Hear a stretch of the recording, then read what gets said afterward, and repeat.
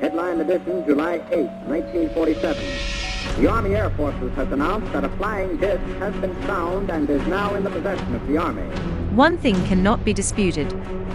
After the Army cleaned up the crash site and all the debris, on July 8, 1947 they issued a press release that the U.S. Army was in possession of a flying saucer.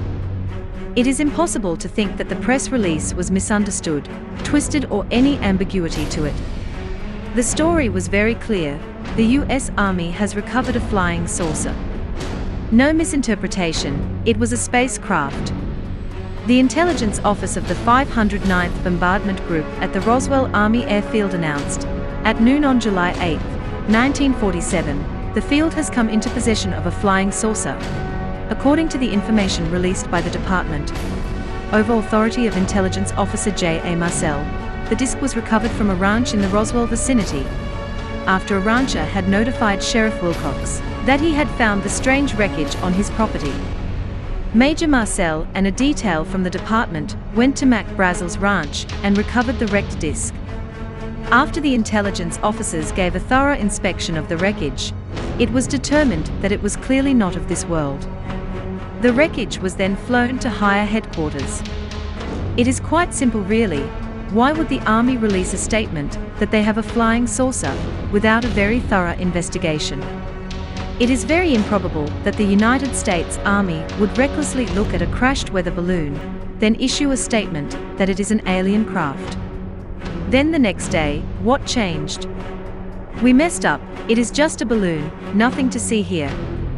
It must have been some special weather balloon for the Army to rush and gather the wreckage, then fly to a more secure area. A cover-up can only take place if there are no witnesses.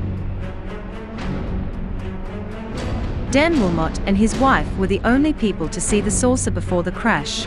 They were on their porch when they saw the object streak through the sky. Dan Wilmot estimated it was going around 500 miles per hour. It was in their sight for under a minute. Dan Wilmot described the object as two inverted saucers faced mouth to mouth. Dan Wilmot and his wife were very well-respected members of their community. Dr. Lincoln LaPoz, a top astronomer of the time, was recruited by the government to attempt to calculate the speed and direction of the craft. He talked to many people in the area to gather data and attempt to show the trajectory of the craft. How unusual! Show the speed and trajectory of a wrecked weather balloon. Glenn Dennis was the mortician who often dealt with the Roswell Army base. In a written statement, he said the base called him up looking for child-sized hermetically sealed caskets. They also inquired about how to deal with bodies that had been in the desert heat for roughly 3 days. Glenn Dennis was called to the base for another reason. There he witnessed wreckage he said had a purple hue to it, and he saw what appeared to be 3 small bodies. He had a run-in with the infamous redhead captain who warned him, "There was no crash, you saw nothing." Other witnesses include Intelligence Officer Jesse Marcel Sr., who was in charge of gathering the wrecked craft, Jesse Marcel Jr., who said his dad woke him up in the middle of the night on that historic day, showed him wreckage from the crash. He said his dad told him, "You will never see anything like this again in your life." Jesse Marcel Jr. remembers the I-beam, with strange markings. Walter Holt, who put together the famous press release. Adeline Fanton, friend of Glenn Dennis. Adeline was a nurse at the Roswell base and worked with the 3 dead alien bodies. The stories go on and on.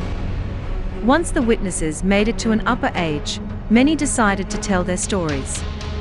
Deathbed confessions, official press releases, FBI and government documents, first-hand eyewitness reports, including high-ranking military personnel. It seems like the proof is obvious. So tonight, when you are out for your evening stroll with that special someone, and they get startled by an object that streaks by in the sky, You can look at them as say, it's okay. It's just a weather balloon. This is just a little basic information about the historic Roswell crash of 1947. There are many resources online, or you can visit us at dreamland-area51.com.